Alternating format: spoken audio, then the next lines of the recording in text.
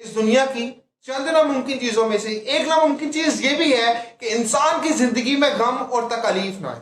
अगर हम तारीख का मुताला करें तो हमें मालूम पड़ेगा कि अंबिया अलैहिस्सलाम की जिंदगियों में सबसे ज्यादा गम और सबसे ज्यादा तकलीफ आई।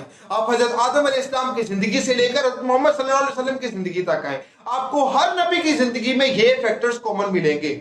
लेकिन अंबिया अलैहिस्सलाम ने उन गम और तकलीफ पर क्या किया? उन्होंने ना सिर्फ उन तकलीफ पर सब्र किया बल्कि जिंदगी से मुतमईन रहे और शुक्र करते रहे।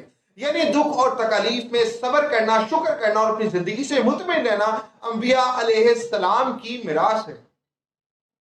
अल्लाह ताला ने इंसान से कहीं वादा नहीं किया कि उसकी जिंदगी में गम और तकलीफ नहीं आएंगी, बल्कि इसके बरक्स अल्लाह ताला ने कहा कि इंसान को पैदा ही मुशक्कत में किया गया है।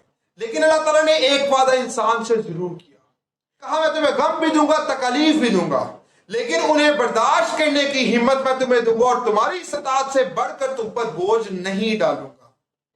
आज ट्रांसफॉर्मेशन मॉड्यूल का डे 5 है और डे नंबर 5 के खत्म होने के बाद आप जिंदगी में सब कुछ भूल सकते हैं, लेकिन कभी खुश होना नहीं भूलेंगे।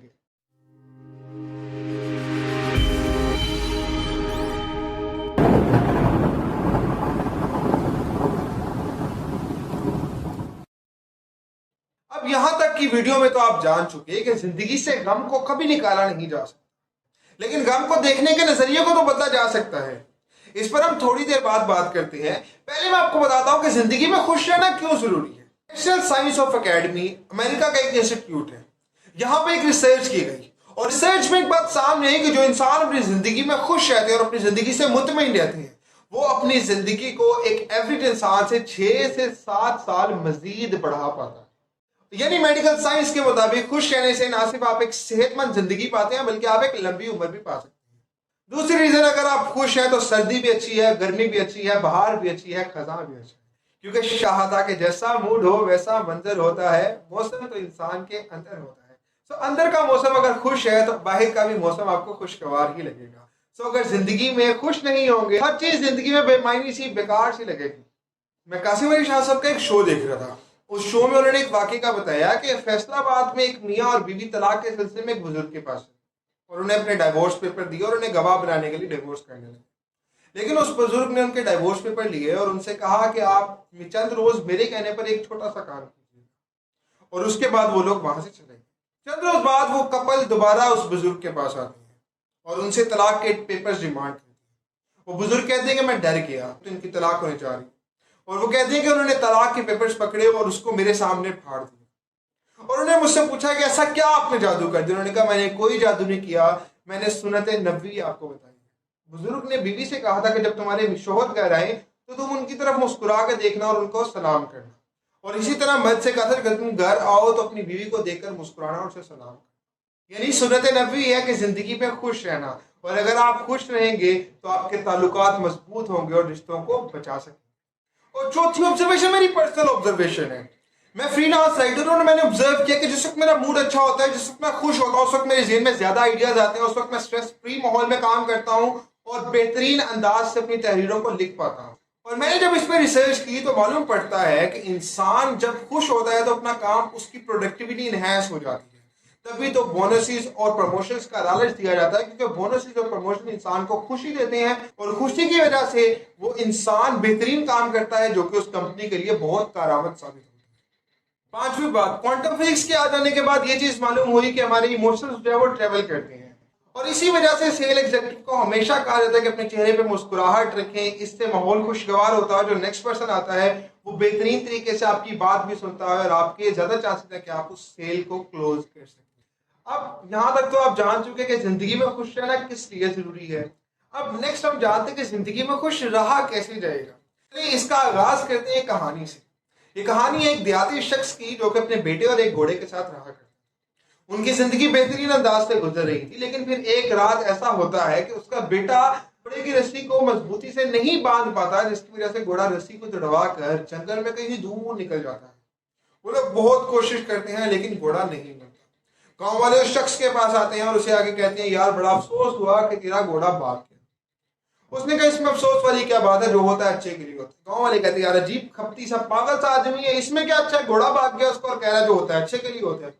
कुछ रोज बाद उसका घोड़ा ना सिर्फ मिल जाता है बल्कि वो अपने साथ एक और घोड़ी को लेके आता है। अब गांव वाले दोबारा उसके पास आते हैं, उसे कहते हैं यार तो बड़ा लकी है, जी तो किस्मत बड़ी अच्छी है कि तेरे पास एक घोड़े के बजाय 2 घोड़े हो गए। तो उसने कहा जो होता है अच्छे के लिए होता है। गांव वाले उसके बात सुनकर चले गए।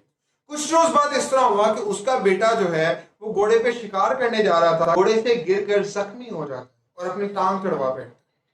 गांव वाले दोबारा उसके पास आते हैं और उससे अफसोस करते हैं कि यार तेरी तो किस्मत फूट पड़ी कि तेरा तो बेटे की टांग टूट गई। उसने कहा यार जो होता है अच्छे के लिए होता है। गांव वाले ने फिर से कहा जी पागल आदमी है, बेटे की टांग टूट गई और कह रहा जो होता है अच्छे के लिए होता है। कुछ बात होता है इस तरह से कि उनके मुल्क पे कोई दूसरा बादशाह जो है कब्जा करने के लिए आ जाता है और गांव से सब नौजवानों को भर्ती करके फौज में डाला जा रहा है, लेकिन उसका बेटा बच जाता है क्योंकि उसकी टांग टूटी हुई थी। गांव वाले उसके पास दोबारा आते हैं, उसे कहते हैं यार तू तो बड़ा लकी, तू तो बड़ा खुशकिस्मत है कि तेरा बेटा बच गया। उसने कहा जो होता है अच्छे के लिए होता है। गांव वाले बड़े हैरान होते हैं और उससे पूछते हैं कि तू जिंदगी में इतना पॉजिटिव कैसे रहता है, तो जिंदगी में इतना खुश कैसे रहता है। तो वो एक राज की बात उन्हें बताता है। वो कहता है जब भी मैं सुबह रोज बेदार होता हूं तो मैं सोचता हूं कि आपके आज की जिंदगी में गम भी आएंगे, खुशियां भी आएंगी, लेकिन उन गम और खुशियों पर एक चीज मेरे इख्तियार में है कि आज मैं अपनी जिंदगी में खुश रहूंगा या अपनी जिंदगी में दुखी रहूंगा। और मैं चूज करता हूं कि मैं अपनी जिंदगी में खुश रहूं, क्योंकि हजारों रीजन है खुश रहने के लिए। मैं आज सुबह बेदार हुआ जो कि कई लोग नहीं बेदार हो सके। मेरे पास जिंदगी में वो कुछ है जो कि कई लोगों की जिंदगियों में नहीं है। तो हुजूर वाला आज मैं आपसे ये पूछता हूं कि आप जब रोज बेदार होते हैं तो क्या आपने कभी सोचा है कि आपके पास जिंदगी में क्या क्या है? क्या आपने कभी उन पर शुक्र अदा किया है कि आप उन चीजों पर खुश हैं जो चीजें आपके पास आज मौजूद हैं? अगर आप आज जिन वसाइल में हैं उन पर आप खुश नहीं रह सकते तो कल को हजारों वसाइल आने के बाद भी आप खुश नहीं रह पाएंगे। सो इस कहानी से हमें 2 लेसन मिलती है। सबसे पहला लेसन तो जो होता है लाइफ में अच्छे के लिए। अगर हमारी जिंदगियों में दुख ना आएंगे, तकलीफ ना आएंगे, सेटबैक्स ना आएंगे तो शायद हम जिंदगी में उस मुकाम तक ना पहुंच सकें जिस मुकाम तक हमारे लिए कुदरत ने लिखा है। और अगर हम तारीख का मुतालिया करें तो हमें मालूम पड़ता है कि जितने भी लेजेंड्स थे, जितने भी लीडर्स थे, उन सब की जिंदगियों में टफ सर्कमस्टांसेस थे और वो टफ सर्कमस्टांसेस उनके लिए इतने साजगार हालात साबित हुए कि उस सर्कमस्टांसेस से निकलने के बाद वो लोग अपने ड्रीम्स तक जा पहुंचे। सो अगर आप कुछ बड़ा कर रहे हैं तो आपको टफनेस तो झेलनी ही पड़ेगी। जब टफनेस आएगी तो उसमें खुश रह के ये सोचिएगा कि ये टफनेस आपको मजीद ताकतवर बनाने के लिए आई और आपको वो दिलवाने के लिए जिसकी कि आप हकदार हैं। और दूसरी चीज ये कि डेली हमारे पास एक चॉइस होती है कि हम जिंदगी में आज खुश रहेंगे या दुखी रहेंगे, और हम जो भी चूज करते हैं उसी के मुताबिक हमारी जिंदगी का वो दिन बनता है। तो जब भी सुबह उठे तो ये एक चीज अपने आप से जरूर कहिएगा कि आज के सारे दिन में मैं खुश रहूंगा, क्योंकि मेरे पास वो कुछ है जो बाकी लोगों के पास नहीं है। आज मैं फिर से बेदार हुआ जहां के बहुत सारे लोग बेदार नहीं हुए। आज मेरी बॉडी कंप्लीट है जो कि बहुत सारे लोगों की नहीं कंप्लीट होती। आज मैं फिर से अपने ड्रीम्स को पाने के लिए खड़ा हूं जो कि बहुत सारे नहीं खड़े हो सकते। अब खुश रहने के लिए टिप नंबर 3 है कि you must have deep burning desires to live. You must have deep burning desire. अगर आपके पास ड्रीम्स हैं तो आप हम ड्रीम्स को परसू करते रहेंगे और परसू करने के लिए आपको मालूम पड़ेगा कि लाइफ के जैसे भी सर्कमस्टांसेस हैं you have to stand up for your dreams, because आपके ड्रीम्स अब तक पूरा नहीं।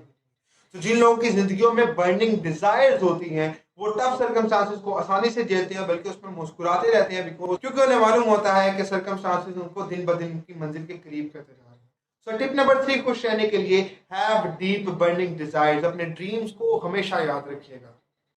और डीप बर्निंग डिजायर से मैं आपको एग्जांपल दूंगा डॉक्टर विक्टर फ्रैंकल की। डॉक्टर विक्टर फ्रैंकल ने नाजी कैंप में इसी तरह से सर्वाइवल किया कि उनके पास एक बर्निंग डिजायर थी। उन्हें मालूम था जो वो रिसर्च पब्लिश करने जा रहे हैं अगर वो मर गए तो उसके बाद वो रिसर्च कोई पब्लिश नहीं कर सकता। इसके अलावा अगर आप मजीद डॉक्टर विक्टर फ्रैंकल की जिंदगी के बारे में जानना चाहते हैं तो आई बटन में लिंक आ रहा है, डिस्क्रिप्शन में लिंक आ रहा है। कंप्लीट वीडियो में मैंने बताया है कि किस तरह से डॉक्टर विक्टर फ्रैंकल ने नाजी कैंप में अपनी जिंदगी को बेहतरीन तरीके से गुजारा और ना सिर्फ उसमें जिंदा रहे बल्कि हजारों लोगों को इन्फ्लुएंस भी किया।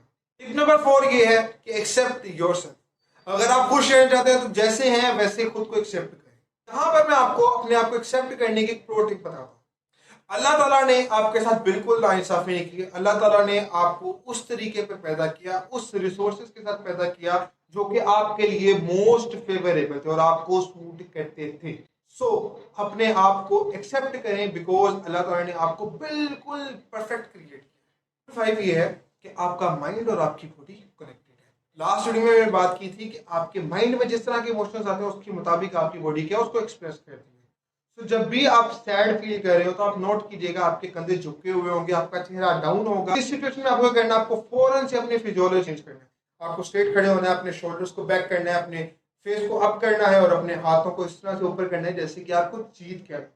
एंड उसके बाद आप कोशिश करके देखिएगा अगर मैं सैड हूं, आप नहीं रह पाएंगे। सो जब भी आप सैड हो फौरन से अपनी पोस्टर को चेंज करिए और आप दोबारा से खुश रह पाएंगे। तो आज की वीडियो में हमने क्या क्या जाना, हमने सबसे पहले जाना कि गम तो लाइफ में इनएविटेबल है, लेकिन गम को देखने के नजरिए को हम चेंज कर सकते हैं। फिर हमने जाना कि खुश रहना किस वजह से जरूरी है। फिर हमने 5 से 6 टिप्स जानी जिसके जरिए से हम खुश रह सकते हैं। अब जाते जाते मैं आपसे एक क्वेश्चन पूछता हूँ। मैं कोर्स किया था अल्टीमेट नेटवर्क मार्केटिंग का, दीपक बजाज सर का, उन्होंने मुझसे ही क्वेश्चन पूछा था। आज आपसे ही क्वेश्चन पूछता हूँ, आपने जिंदगी में अपनी खुशियों के रिमोट किन किन लोगों के हाथ में दिए? जिंदगी में अपने खुशियों के रिमोट किन किन लोगों के हाथ में दिए? क्या आपने सर्कमस्टांसेस के हाथ में दे दिया कि ये सर्कमस्टांस होगा तो मैं खुश रहूंगा, ये सर्कमस्टांस नहीं होगा तो मैं सैड रहूंगा? और उन्होंने ही कहा था कि बहुत सारे लोग एक ट्रैप में देता रहे, मैं पहले हार्डवर्क करूंगा, उसके बाद पैसे कमाऊंगा, फिर पैसा मुझे खुशी। जबकि ऐसा ट्रैप बिल्कुल गलत है। अगर आप अमीर से अमीर लोगों को भी देखें तो वो भी सैड रहते हैं, वो भी डिप्रेस रहते हैं, बिकॉज पैसा अल्टीमेटली आपको खुशी नहीं देता, रिसोर्सेज आपको हैप्पीनेस नहीं देते। आपको हैप्पीनेस मिलती है आपके अंदर से। अपनी खुशी का रिमोट अपने हाथ में रखिएगा और आप खुश होंगे तब आप हार्डवर्क करेंगे, आप खुश होंगे तभी आप सक्सेसफुल बनेंगे। सो जिंदगी में हमेशा खुश रहिए और अपनी खुशियों का रिमोट अपने हाथ में रखिएगा, किसी और को कभी मत दीजिएगा। इजाजत चाहूंगा, वीडियो को देखने का बहुत बहुत शुक्रिया। अल्लाह ताला आपको दुनिया के तमाम खुशियां अता फरमाए। खुश रहिए और खुशियां बांटते रहिए।